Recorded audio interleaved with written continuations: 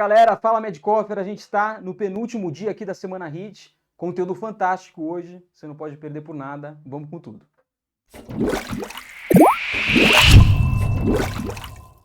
Olá, nesse módulo de pneumologia a aula vai ser sobre asma. Então a gente vai passar por diversos tópicos relacionados até a gente concluir com a crise de asma propriamente dito. Então vamos entender a asma como uma doença inflamatória crônica das vias aéreas que clinicamente se apresenta com sintomas de dispneia, tosse, opressão torácica, por vezes referido como dor torácica, e sibilância. Quando eu tenho 2 ou mais desses sintomas, a probabilidade aumenta, assim como a variação da intensidade. Então, tem semanas, dias que o paciente sente-se muito melhor e períodos que ele se sente pior. O ápice seria a crise, né? Interessante perceber se existem gatilhos, ou seja, se o paciente com exposições a diversos aeroalérgenos, a frio, a algumas medicações, pioram esses sintomas. E uma outra perspectiva é se esse paciente, por exemplo, utiliza um broncodilatador, ele melhora os sintomas. A limitação ao fluxo aéreo, a passagem de ar através dos brônquios, dos bronquíolos, ela é alterada, então há limitação, só que essa limitação ela é variável, ou seja, quando eu comparo dentro da espirometria antes e depois da prova broncodilatadora, antes a limitação é maior, depois de ter realizado os 4 puffs de salbutamol, essa limitação é menor, o ar passa com mais facilidade. Assim como se eu comparar momentos distintos da doença. Por exemplo, quando o paciente está em crise, a limitação dele vai ser maior. Quando eu trato a crise, a limitação dele diminui, reduz. Esta variabilidade que a gente está comentando, né? Ao longo dos meses, dos anos, das décadas de doença, especialmente uma doença mal controlada ou de difícil controle, a gente pode ter remodelamento. É tanto dano no brônquio que eu já não consigo mais deixar esse paciente 100%, ou seja, livre de obstrução, livre de limitação ao fluxo aéreo. Bom, como que eu faço o diagnóstico de asma? Clínica mais limitação ao fluxo aéreo, comprovado por um exame complementar, que pode ser a espirometria, que eu vou observar lá um distúrbio ventilatório obstrutivo com prova broncodilatadora positiva, ou um pico de fluxo expiratório com uma variabilidade excessiva, mais do que 10% daquilo que a gente considera como normal. Vamos lá para essa questão, uma menina de 2 anos de idade com crises frequentes de tosse, cansaço, que seria do adulto equivalente de dispneia, e chiado no peito. Então tem 3 sintomas, né? Forçava ela a ir ao pronto-socorro por esse motivo, 3 a 4 vezes ao mês. A mãe relatou que a tosse dela piorava no período da noite pela manhã, e essa é uma outra característica, a sazonalidade muitas vezes durante o dia, inclusive a gente consegue perceber, e que no último mês, que antecedeu a consulta, ela tinha apresentado esses sintomas 2 vezes na semana, que ainda ela tinha limitação para fazer as atividades físicas diárias, além de alguns outros sintomas, como prurido nasal, coriza hialina, ou seja, alguns outros sintomas de rinite, né? O pai dela, ou seja, história mórbida familiar era positiva para um quadro de asma e que tinha sintomas quando havia alguma mudança climática de temperatura, umidade, né? O que a gente tem que entender é que esse protótipo que a gente leu nessa questão é um tipo de asma, que é a asma mais comum da criança, que é aquele tipo de asma que a gente entende como sendo T2, ou seja, eosinofílica. Mais do que isso, eosinofílica do tipo atópica, que seria o lado esquerdo dessa imagem. Mas nem toda asma se comporta dessa forma. Existem asmas que não são atópicas, existem asmas que não são eosinofílicas e existem asmas que têm mínima inflamação propriamente dita, né? São paucibacilares. E esses fenótipos, claro, eles podem se sobrepor. Mas é interessante a gente saber que a asma alérgica é aquela que habitualmente começa na infância, tem um cunho mais familiar, tem os marcadores alérgicos que a gente consegue definir, ela responde muito bem a broncodilatador e principalmente a corticoide inalatório ao longo do tempo, diferente, por exemplo, de uma asma de início tardio, que habitualmente tem um padrão mais neutrofílico, esses pacientes deixam de responder ao corticoide inalatório ao longo do tempo e que eu preciso sempre pensar, será que não tem alguma coisa no ambiente de trabalho dessa pessoa que pode estar gerando esses sintomas de asma? Então pode ser uma doença ocupacional. Existe um outro fenótipo que é aquela limitação persistente ao fluxo, que é aquela asma remodelada. Ao longo das décadas, muitas vezes sem tratamento adequado, a via aérea vai sofrendo tanto dano que não consegue mais reverter, apesar de toda a medicação que você queira utilizar, né? E tem, por fim, aquela asma que é associada à obesidade. Esses pacientes, eles geralmente não são eosinofílicos e respondem mal ao corticoide inalatório. Portanto, persistem sintomáticos e exacerbadores no curso da doença. A perda de peso ajuda a mudar, de certa forma, o padrão desse fenótipo, né? Então, vamos lá. Entre os fenótipos de asma está a asma associada à obesidade, cuja fisiopatologia de base inflamatória fortemente eosinofílica. Errado, né? Ela é pobre em eosinófilos e responde mal ao corticoide inalatório.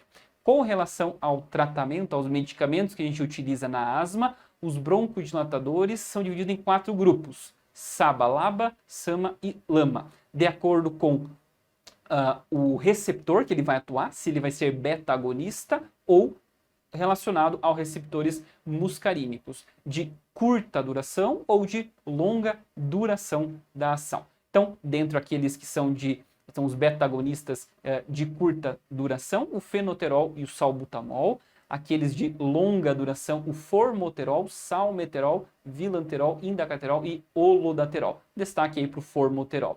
Dos SAMAs, o ipratrópio, que tem curta duração, e daqueles de longa duração, tiotrópio, glicopirrônio e umeclidínio. Destaque para o tiotrópio. Importante a gente lembrar que formoterol, ele, além de ter longa duração, ele tem rápida ação, igual o fenoterol ou o salbutamol ou o ipratrópio. Então, são medicações que têm início de ação rápida, ou seja, elas podem ser utilizadas para tratamento de crise, ok?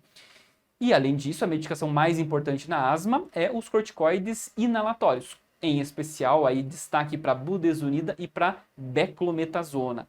Outras medicações podem ser utilizadas, como o montelukast, que é um antagonista do receptor de leucotrieno, corticoides oral, geralmente tenta se usar na menor dose possível, pelo menor tempo possível, além dos quadros de crise, obviamente, e biológicos, que estão se tornando cada vez mais populares e têm chegado com força na asma, especialmente as formas graves, né? É importante a gente talvez lembrar que a anti-IgE é o omalizumab, portanto indicado para aquelas asmas que são atópicas mesmo, e o mepolizumab e o benralizumab têm relação com ser um anti-interleucina 5 ou um anti-receptor da interleucina 5, respectivamente, que atuam naquelas asmas que têm uma característica mais eosinofílica. E isso já foi tema de prova, no sentido de que eles perguntavam quais as medicações pertencem a quais grupos. Então, salbutamol, um beta-agonista de curta duração, o formoterol, um beta-agonista de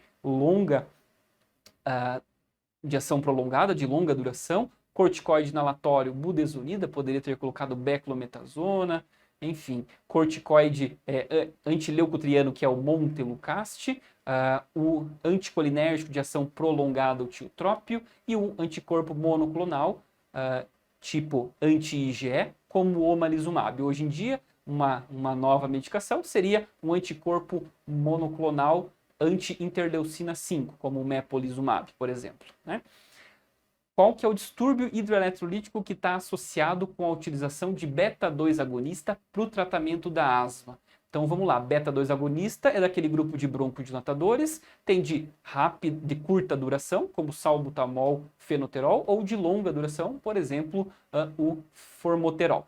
A gente tem que entender que essa molécula ela não é 100% específica do receptor beta-2, então acaba se ligando a outros receptores alfa e inclusive a receptor de bomba de sódio potássio ATPase. E nessa ligação acaba que ela atrai o potássio para dentro das células, né? Então, ao longo do uso, pode ocorrer hipocalemia, né? Ou seja, diminuição dos níveis de potássio sérico. Se a gente for pensar bem, quando eu tenho um paciente com hipercalemia, eu acabo usando beta-agonistas. Naquela situação, é para trazer o potássio que está aumentado, uma hipercalemia, para uma situação de normalidade, né? Mas se o paciente não tem essa alteração, ele pode realmente fazer alguma redução.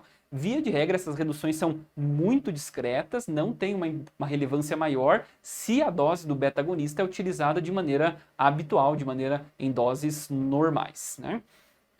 Mais uma questão de uma mulher de 27 anos com diagnóstico de asma desde a infância, então provavelmente aquele perfil atópico, alérgico, né? Está em tratamento regular desde crises mais intensas ocorridas há 3 anos. E aí, então, bastante tempo atrás. Aí, na última consulta, ela estava bem, estável, e a medicação foi reduzida para formoterol budesonida 200/100 à noite. Então, ela está usando uma vez por dia 200 microgramas de budesonida. Já vou adiantar que é uma dose baixa, ok? E desde essa redução aí da dose, ela permaneceu assintomática, ou seja, ela teve as crises, veio na consulta anterior bem, foi reduzido a dose, já que ela estava bem, e ela permaneceu bem, né? Ela faz pilates 2 vezes por semana, ela usou salbutamol spray apenas uma única vez entre essas consultas, e a ideia é, para onde que a gente vai agora? Então, o enunciado está te contando que a paciente tem uma asma, que a gente confia nesse diagnóstico, que ela já teve crises e tudo mais, mas que ela está muito bem agora, e o que que eu tenho que fazer?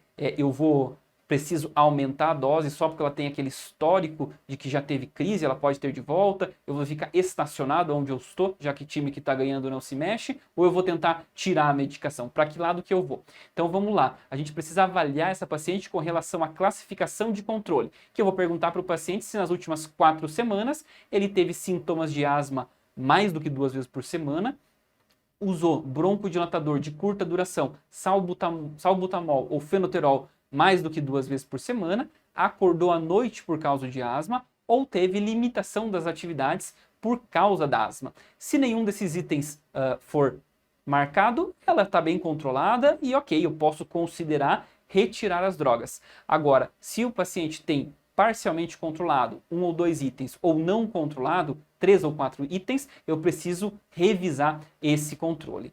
Bom, é importante a gente saber as doses dos corticoides, porque é neste caminho que a gente vai seguir. Então, a beclometasona, que talvez é o corticoide mais comum que a gente vê disponível nas unidades de saúde pelo Brasil, até 500 microgramas a gente considera como sendo uma dose baixa. Até 1000 microgramas a gente considera como sendo uma dose moderada, acima disso, alta. O segundo corticoide mais famoso é a budesonida, até 400 baixa, até 800 moderada, e acima de 800 seria uma dose alta. Vamos lembrar que a nossa paciente estava usando budesonida 200 microgramas, ou seja, ela é uma dose baixa.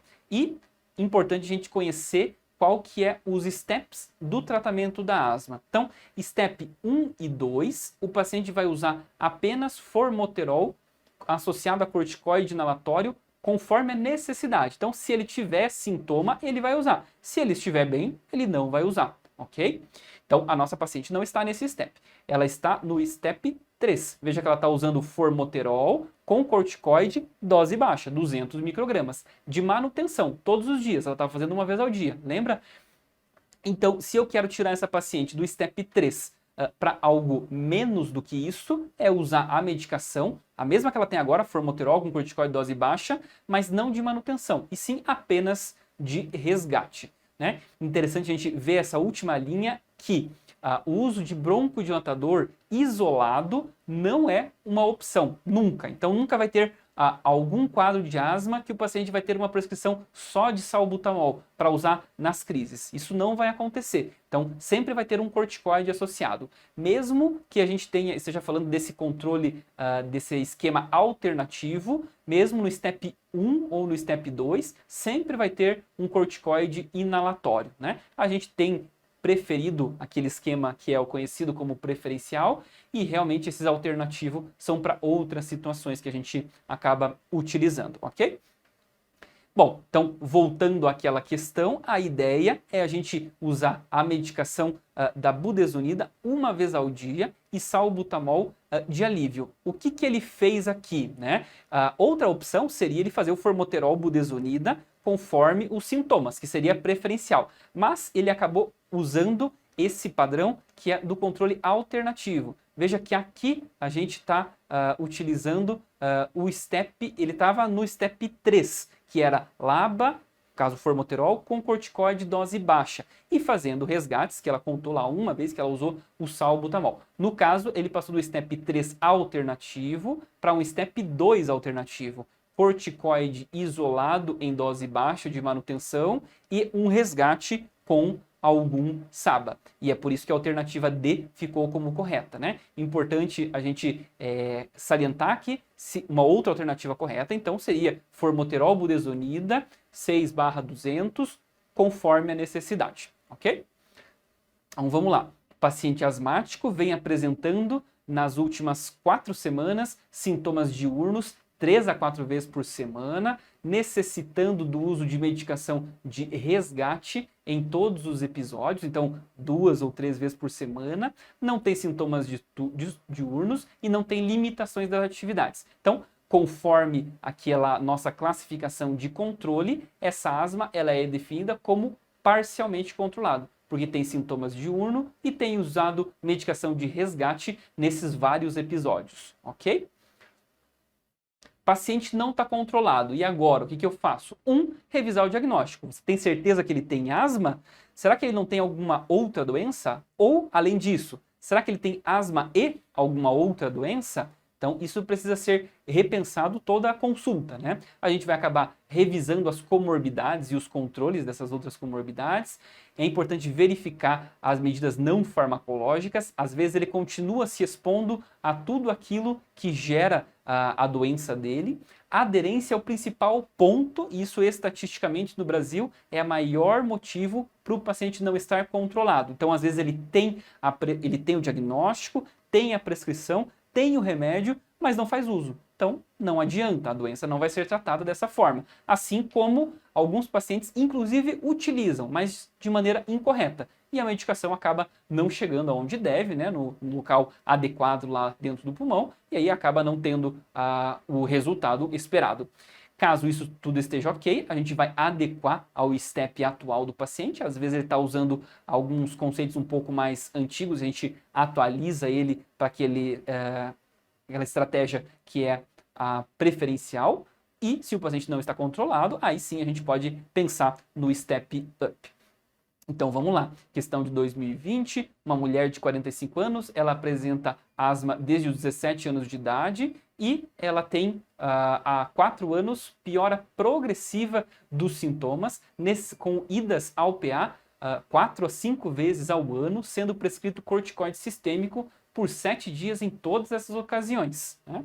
Então, ela fez espirometria recentemente, assim como tomografia, e o único achado que se viu era um espessamento brônquico. A espirometria estava normal e a broncoprovocação com metacolina acabou sendo positivo. No momento ela está usando formoterol 36 microgramas dia, com budesonida 1.200 microgramas dia. Lembra que da budesonida até 400 era dose baixa, até 800 era dose moderada, acima de 800 era dose alta. Então ela está com 1.200 de dose elevada. Ela fez um teste cutâneo alérgico que veio positivo para ácaro e gato, e ela refere que tudo isso piorou depois de um divórcio dela há 6 anos. Essa aqui tem que ser o gatilho, a malícia da questão, no final das contas, né? Ela quer, em 3 longos parágrafos, te convencer que ela tem asma e que todas essas crises que ela foi ao pronto-socorro eram de asma e que esses exames que eu vejo são compatíveis com asma e que ela está usando uma dose alta e persiste tendo exacerbações. Mas aí é aquela coisa, né? Nem tudo que parece asma, realmente é asma. Na verdade, esse quadro ele é bem um quadro clássico de uma doença chamada disfunção de pregas vocais, em que o paciente realmente cursa com crises de falta de ar, geralmente dificuldade inspiratória, e que ela é manejada de maneira diferente, né, de um quadro de asma. Esses pacientes, eles têm um fechamento de forte intensidade da glote durante a inspiração, momento que era para estar aberto, e isso é que gera essa sensação bem desagradável. Parece ter alguma associação com quadros ansiosos, depressivos, mais comum em mulheres de meia idade e que pode realmente se confundir. Então, apesar da gente saber e acabar de falar sobre isso, não é todo mundo que tem sintomas que parecem asma que vão ser submetidos a step-up. Calma. O primeiro ponto é revise o diagnóstico. Veja que estranho, é uma paciente que tem várias crises, muito sintomática, usando muita medicação e tem uma espirometria normal ou quase normal. Até pode acontecer? Sim, mas isso é bem incomum, bem incomum. Né? Então, outras causas de sibilância, a gente vai ter DPOC, edema agudo de pulmão, broncoespasmo por drogas, medicamentos como anti-inflamatórios, AS, beta-bloqueador, anafilaxia, seja de origem alimentar ou outra, aspiração, doença do refluxo pode fazer também, né? E aquelas obstruções da grande via aérea, uma estenose de traqueia, um paciente que teve uma intubação prolongada ou ficou com uma traqueostomia, retirou e acabou evoluindo com uma complicação. E, no caso, a discinesia de pregas vocais, a obstrução laríngea induzido, que era o quadro da questão. Né? Homem de 20, vamos voltar para a asma agora, então. Homem de 20 anos com antecedente de bronquite na infância, que melhorou na pré-adolescência. Ele apresenta uma crise de tosse seca e aperto no peito, opressão torácica, há 3 meses. Em uma das crises, ele foi no pronto-socorro, recebeu inalação e melhorou. Isso lembra muito broncoespasmo, né? Tem tido sintomas diurnos aproximadamente 1 vez por semana e a conduta mais adequada para esse paciente veja que ele não falou, o paciente não está usando nenhuma medicação. Então, esse é um paciente que é virgem de tratamento. Como que a gente vai iniciar medicação para esse paciente? Se ele está tendo crise de asma ou tem sintomas diários, despertar noturno, a gente já vai começar com formoterol associado a corticoide inalatório em dose moderada. Por exemplo, formoterol budesonida 12.400 2 vezes ao dia. Isso vai dar 800 microgramas de budesonida, que vai ser uma dose moderada. Essa técnica que a gente chama de MART, ela vem do inglês de manutenção e alívio, né? Então, a mesma medicação eu uso de manhã e à noite, como realmente manutenção, todos os dias, mesmo que esteja bem, e esse mesmo medicamento, como dose extra, eu posso usar caso ele passe a ter algum sintoma adicional de broncoespasmo. Se esse paciente tiver sintomas um pouco menos intensos, por exemplo, na maior parte dos dias, ou despertar noturno mais do que 1 vez por semana, a gente pode usar o mesmo esquema, só que com dose baixa de corticoide. Menos do que isso, ou seja, sintomas 2 vezes por mês ou nenhuma das situações acima, a gente pode utilizar o mesmo esquema, só que sem a manutenção, fazendo apenas resgates conforme a necessidade, ok? Existe uma opção alternativa também a esse esquema, fugindo do formoterol, mas realmente ela acabou tornando-se uma alternativa. Nesse caso, a ideia é a gente manter formoterol budesonida apenas nas crises, já que ele refere que esse sintoma acontece eventualmente 1 vez por semana, não são sintomas tão intensos. Então eu vou usar uma dose limite do dose baixa de corticoide, que é o 400 microgramas, para usar apenas na crise, ok? Vamos para essa outra questão, uma mulher de 22 anos com diagnóstico de asma brônquica também desde a infância, sem manifestações clínicas e medicações há vários anos, que ela estava bem, né? Ela inicia crise agora diárias de broncoespasmo, inclusive durante a madrugada, que apresentam boa melhora quando ela usa beta-2 de curta duração. A tosse ela é persistente, incomoda muito a paciente, que nega outros sintomas relacionados. O médico opta pela troca do beta-2 agonista de longa duração, que implica a associação quase obrigatória de. Então, assim, o ponto central da asma é que a gente precisa usar corticoide pela via inalatória. Como eu falei antes, não existe situação que eu vou usar só broncodilatador como medicação principal. O broncodilatador ele pode ser utilizado nas situações de crise, mas hoje em dia a gente prefere fazer mesmo assim associado com corticoide inalatório e, portanto, o que vai ter que ser sempre associado vai ser corticoide via inalatório, ok? com referência à asma, é correto afirmar que os corticoides inalatórios são contraindicados para tratar a asma crônica sintomática, seja em adulto ou crianças, né? Isso é absolutamente falso, né? Essa é a principal indicação que a gente tem para utilizar os corticoides inalatórios. Todo paciente com asma vai receber, seja de maneira intermitente ou de manutenção diária, corticoide inalatório.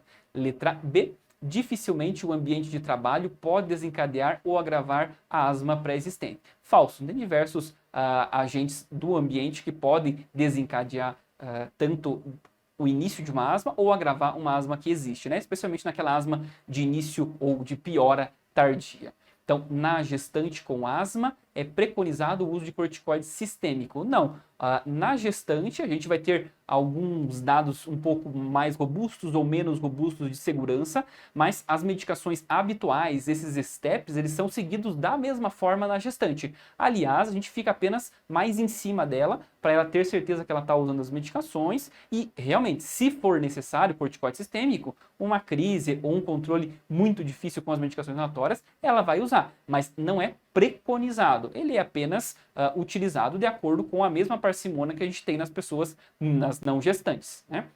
A letra D. Um dos fatores precipitantes da exacerbação de asma é o exercício físico. Sim, realmente, pode ser o exercício físico um dos triggers. Então, essa é uma alternativa correta. E a letra E. A asma na gestante não deve ser tratada, pois os medicamentos disponíveis trazem efeitos colaterais graves. Falso, né? Uma asma mal tratada numa gestante tem um risco muito maior de desfechos desfavoráveis para a mãe e para o bebê do que qualquer medicação. Então a gente deve orientar que tem que fazer um acompanhamento regular nas gestantes e que as medicações são seguras sim, né? Então a correta é a letra D. Mulher de 38 anos, portadora de asma grave, é admitida na urgência com uma crise asmática e desconforto respiratório intenso. Então vamos lembrar como é que a gente vai manejar uma crise de asma. 3 pontos principais. Oxigênio, se tiver uma dessaturação leve, apenas catéter nasal. Se tiver uma dessaturação mais importante, máscara com reservatório e se programar, porque esse paciente é de altíssimo risco para parada cardiorrespiratória, portanto, necessitar intubação está muito próximo desse paciente. Broncodilatadores sempre, então a gente prefere aqueles que são por spray, mas podem ser realizados com nebulização. A gente repete o esquema, geralmente com dupla broncodilatação, por exemplo, fenoterol com ipratrópio, de 20 em 20 minutos. É exceção usar outras vias, subcutânea ou endovenosa. Corticoide a gente usa também sempre. A via oral é a principal, a absorção pelo estômago ela é relativamente rápida e praticamente 100%.